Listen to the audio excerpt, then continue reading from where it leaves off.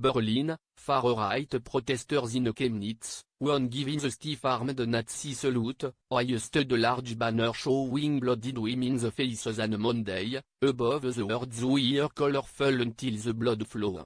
The message to the boisterous crowd was clear: "This is what my grunts will do to you wives, sisters and daughters." But the women pictured are actually victims of unrelated violent crimes, in other countries. Meanwhile, on Facebook and Twitter, posts praised the German victim of a fatal stabbing that had happened earlier in the same city, claiming he was protecting a woman from migrants who were harassing her. But officials say the dispute stemmed from a verbal altercation between two groups, and the harassment of a woman wasn't a part of it. Within hours of the Sunday killing, rumors were spreading on social media, sparking spontaneous protests in the city and drawing thousands more to the streets the following night, when the banner was held aloft. While suspected crimes by migrants regularly draw attention in Germany, a country still grappling with an influx of refugees 3 years ago, the speed with which far-right extremists flocked to Chemnitz caught authorities by surprise. Anti-migrant sentiment in Saxony, the eastern state where Chemnitz is located, is high, with about a quarter of voters backing the far-right Alternative for Germany party in last year's election.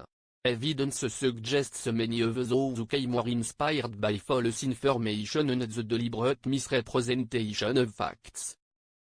There is absolutely no evidence that harassment was the reason for this dispute, a spokeswoman for Chemnitz prosecutors, Ingrid Burghardt, told the Associated Press on Wednesday.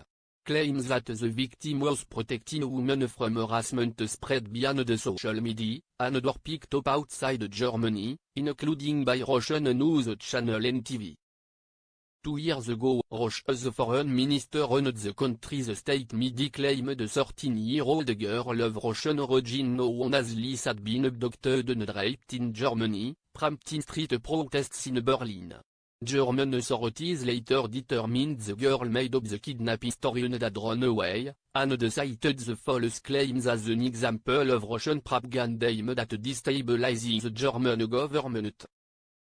During Monday's protest in Chemnitz, at least 18 people were injured when far-right extremists clashed with counter-demonstrators as the police tried to keep the two sides apart. The violence was widely condemned by German officials and friends of the 35-year-old victim. Police admitted being unprepared for the size of the crowds, with neo-Nazi groups from outside Chemnitz swelling the number of far-right protesters to 6,000. The mobilization was based on anti-foreigner comment, false information and conspiracy theories, said Michael Kretschmer, the governor of Saxony. He, too, told reporters that there is no reason to believe there was a dispute involving the protection of a woman and that this is the reason for the crime.